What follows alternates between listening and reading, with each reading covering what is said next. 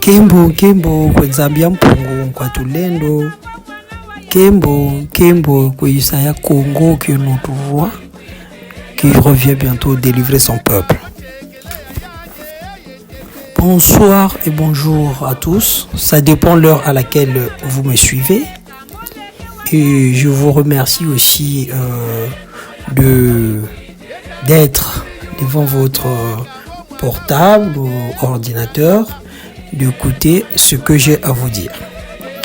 Premièrement aussi, je vous souhaite de bonnes choses pour cette nouvelle année.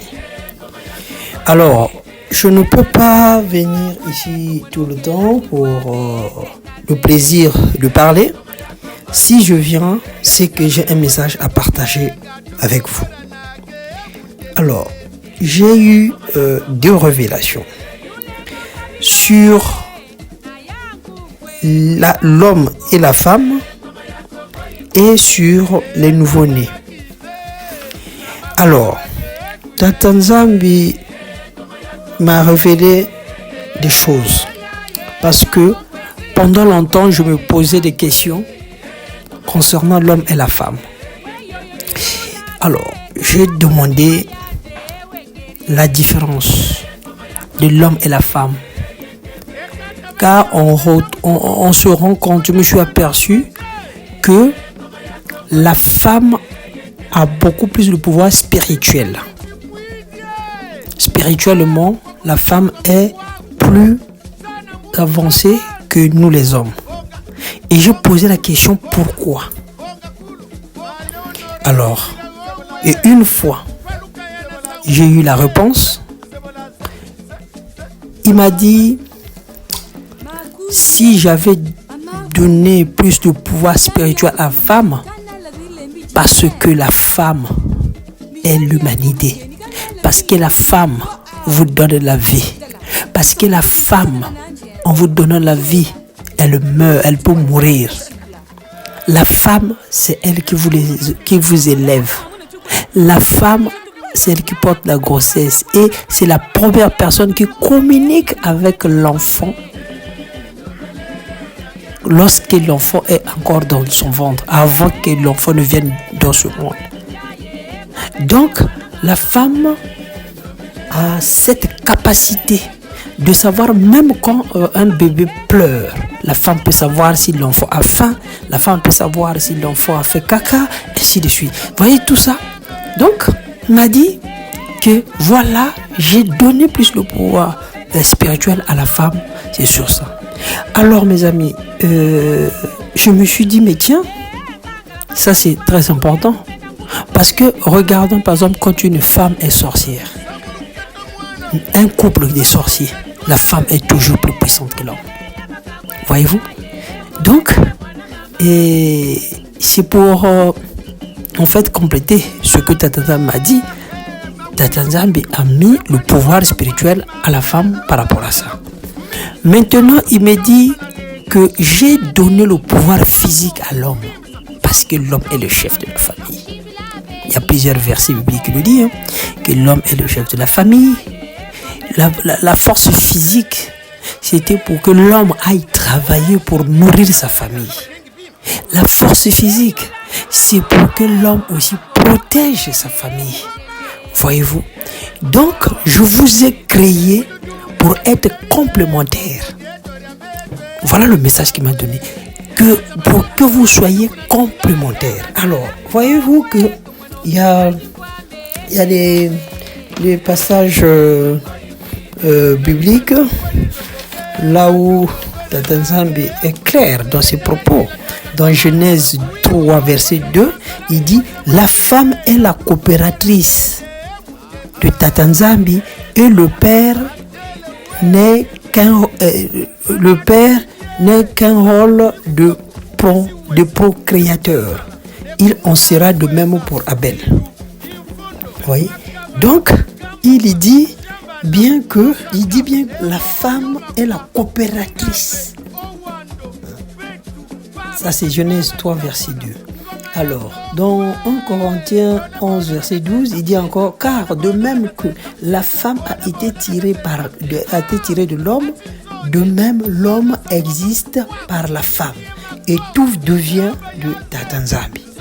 Voilà pour citer que ces deux versets bibliques, parce qu'il y en a plein, je ne vais pas me mettre là à citer tous les versets bibliques, quelques exemples. Et pour conclure, il est dit quoi dans 1 Corinthiens 11, verset 11, alors si je ne me trompe pas, il est dit que toutefois la femme n'est point sans l'homme, ni l'homme sans la femme. Donc, vous comprenez très bien son message concernant le rapport de l'homme et la femme. Voilà. Toutefois, dans le Seigneur, donc dans Congo, la femme n'est point sans l'homme, ni l'homme sans la femme. Dans 12, il dit encore, car de même que la femme a été tirée, donc c'est ce que je vous ai dit tout à l'heure, et 9, il dit, l'homme n'a été créé à cause de la femme, mais la femme a été créée à cause de l'homme. Oui.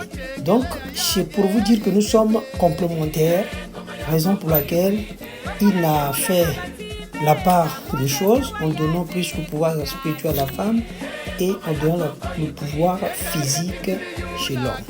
Donc voilà un peu ce que j'ai eu comme message concernant l'homme et la femme. Alors, le deuxième message que je veux révéler ici, ça concerne les nouveau-nés. Ça concerne les nouveau-nés parce que il se passe beaucoup de choses lorsque la femme est enceinte. Il se passe beaucoup de choses lorsque la femme accouche. Alors, ici, nous devons comprendre une chose. Lorsque la femme est enceinte, spirituellement, il se passe beaucoup de choses. Et dans la Bible, il le dit, dans Congo le dit, dans Ésaïe 69, verset 9, il dit bien, si je mène une femme jusqu'au terme de sa grossesse, demande à Congo, vais-je empêcher l'enfant de naître? Si c'est moi qui prépare une naissance, déclare Tatanzambi, ce n'est pas pour la rendre impossible. Alors, donc, il m'a révélé que lorsqu'il y a un nouveau-né à l'hôpital, déjà dans l'hôpital, il y a beaucoup d'esprits qui traînent, des mauvais esprits qui traînent dans les hôpitaux. Le diable envoie ses lieutenants pour aller surveiller la naissance des nouveau-nés. Et le diable a la capacité aussi de connaître la mission de ce nouveau-né. Donc, ils sont envoyés en mission dans les hôpitaux. Alors, qu'est-ce qui se passe quand on voit qu'un enfant qui vient de naître, on reçoit des visiteurs, des gens pour venir voir l'enfant. Voilà, ils apportent les cadeaux et tout ça. On est content. On est très content. Ah, merci, ah oui. Mais, il y a un mais. Vous savez pas, les gens qui viennent de vous rendre visite à l'hôpital, quelles sont les intentions? Il y a des envoyés du diable qui viennent avec une mission de détruire l'enfant, de détruire l'avenir de l'enfant. Parce que quand on donne l'enfant entre les mains des visiteurs, vous ne connaissez pas l'état d'âme de cette personne. Lorsque la personne porte le bébé, vous ne savez pas au fond d'elle quelles sont les incantations qu'elle est en train de faire. Quelle est sa stratégie? Quelle est sa mission? Quelle incantation elle est en train de faire? Elle fait semblant, oui, c'est un beau bébé, mais tu ne sais pas ce qu'il est en train de faire à l'enfant. Tenter, c'est pour transmettre mettre un mauvais esprit à l'enfant. Et l'enfant quand il grandit, il devient une autre personne. Parfois, on vient vous échanger les enfants. Spirituellement. C'est pas physiquement, non, spirituellement. Elle a attrapé l'enfant, mais entre-temps, elle est en train de changer l'enfant. Elle vous donne un autre enfant à la place de l'enfant que vous l'avez donné. Voilà pourquoi il faut faire très, très, très attention. Même à la maison, quand ils viennent, vous ne savez pas. Les cadeaux, les habits qu'ils apportent, vous ne savez pas. Qu'est-ce qu'elle a fait sous ces habits-là? Quel esprit qu'elle a mis dans ces habits-là? Vous prenez, vous faites porter les enfants. Tatanza m'a révélé tout cela. Que le diable est rusé. Il m'a révélé cela. Que beaucoup de gens sont détruits dans ce monde depuis leur enfance. Tout ça, c'est la volonté du diable. Car, Tatanzambi, quand vous allez lire dans Genèse 1, verset 28, dans Psaume 127, verset 3, il dit, voici les fils sont un héritage de Congo, le fruit des entrailles est une récompense. Quand il nous envoie dans ce monde, c'est par amour. Car s'il n'avait pas l'amour, il ne devait pas nous envoyer sur cette terre-là, avec une mission bien précise. Mais qu'est-ce que le diable fait? Connaissant la mission que nous avons, le diable envoie aussi ses lieutenants pour venir contrecarrer la mission pour laquelle tu as été envoyé. Voilà pourquoi vous constatez aussi qu'il y a des gens, par exemple, à la on lui dit, la vie que tu as aujourd'hui, c'est pas celle-là que tu devais avoir. On leur dit ça souvent. Et parce que par votre jeune âge, le diable a détourné, le diable a échangé, le diable a mis un esprit qui dirige, qui guide cet enfant. Et vous allez voir, l'enfant a des comportements incroyables, méconnaissables. On initie ces enfants parfois la sorcellerie, tout ça. Il y a beaucoup de choses qui se passent. Donc moi, quand j'ai eu aussi cette révélation, je me suis dit, mais finalement, comment faire? Il me dit, voilà pourquoi, lorsque vous finissez avec les visiteurs dans la journée, que ce soit à la maison, que ce soit à l'hôpital, prenez le soin de laver le nouveau-né avec du sel pour désenvoûter. Parce que parmi les gens qui ont défilé pour venir vous voir, vous rendre visite, que ce soit à la maison ou à l'hôpital, vous ne connaissez pas leur état d'âme. Vous ne connaissez pas leur état d'âme. Que ce soit ton frère, ta soeur, vous ne connaissez pas, que ce soit ta maman, tu ne connais pas son état d'âme, tu ne connais pas sa mission.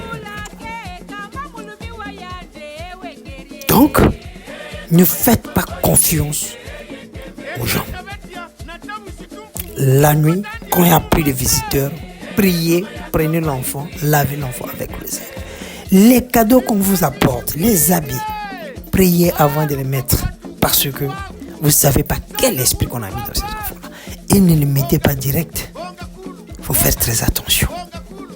Moi, je vous conseille de les laver même avec l'eau salée. Merci. De laver ces habits-là même avec de l'eau salée. C'est pas que parce que c'est neuf, vous enlevez, vous mettez direct chez l'enfant. Lavez ces habits-là avec de l'eau salée. Attention, à travers de l'habit, on peut vous détruire l'enfant. Oui, parce que on a mis un esprit dans l'habit. Je dis pas de ne pas prendre, prenez, mais ne faites pas porter directement à l'enfant. Lavez ces habits-là avec de l'eau salée. Donc moi, ce sont des révélations que Tatanzam m'a donné, que je suis en train de partager avec vous. Parce que le monde où nous sommes, c'est un monde de méchants. Il y a plus de méchants dans ce monde que de bonnes personnes. Raison voilà pourquoi dans la Bible, on parle des PDLU. Oui, on vit sur cette planète, il y a plus de mauvaises personnes, des méchants. Ne faites pas confiance aux gens. Faites confiance à Congo parce que Congo est la vérité. Parce que Congo est le seul à qui on peut faire confiance, mais pas à un autre humain, à un être humain. Peu importe, ta maman, ta soeur, ton frère, ton cousin, ton camarade, faites attention. Voilà mes amis, ce que j'avais à vous livrer comme message. Et prochainement, je reviendrai vers vous car j'ai d'autres messages à vous faire passer. Et ça faisait quand même un bon moment que j'avais reçu ces messages-là, mais il fallait que je les prépare. Et prochainement, je reviendrai pour parler de notre identité. Voilà. Et ce que nous avons en nous, notre propre identité. C'est par exemple pour nos soeurs, pour nos femmes qui mettent des perruques, qui mettent des faux ongles, machin. J'ai eu des révélations aussi là-dessus. Je reviendrai là-dessus pour vous expliquer le danger que ça présente lorsque nous nous changeons des habits, comme ce qu'on faisait à l'époque. Tout ça, je reviendrai pour vous dire ce qu'il en est.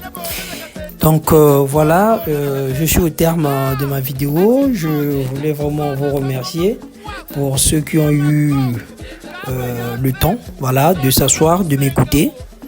Et une fois de plus, merci que Congo soit avec vous, car il est le libérateur, le destructeur arrive, il est en marche, il est déjà en route, il arrive.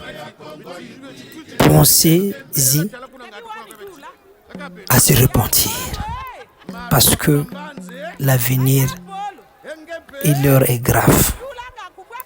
Une fois de plus, au revoir et à très bientôt. Merci.